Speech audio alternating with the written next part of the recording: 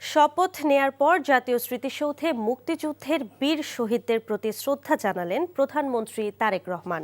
দায়িত্ব নেয়ার প্রথম কর্মদিবসে নতুন মন্ত্রিসভার সদস্যদের নিয়ে সকালে তিনি স্মৃতিসৌধে যান। প্রথমে প্রধানমন্ত্রী তারেক রহমান শ্রদ্ধা জানান, এরপর মন্ত্রী পরিষদের সদস্যদের নিয়ে শহীদদের প্রতি শ্রদ্ধা জানান তিনি। পরে স্মৃতিসৌধের পরিদর্শন বইয়ে স্বাক্ষর করেন প্রধানমন্ত্রী। এ সময় তিন বাহিনীর প্রধানরা উপস্থিত ছিলেন।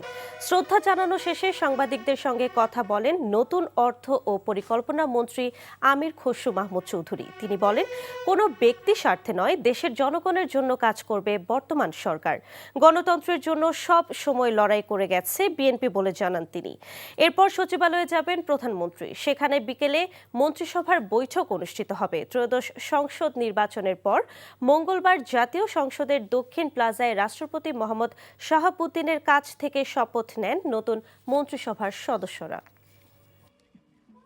যারাই দেশের জন্য জীবন দিয়েছে, জনগণের জন্য জীবন দিয়েছে, বাংলাদেশের স্বাধীনতার জন্য দিয়েছে, গণতন্ত্রের জন্য যারা আপসহীনভাবে লড়েছে, তার মধ্যে বিএনপি হচ্ছে অন্যতম। যে গণতন্ত্রের জন্য আপসহীনভাবে একটি দল যদি শেষ থেকে এখনো লড়ে যাচ্ছে, এটা বাংলাদেশ জাতীয়তাবাদী দল। এটা তো অস্বীকার করার কোনো উপায় নাই।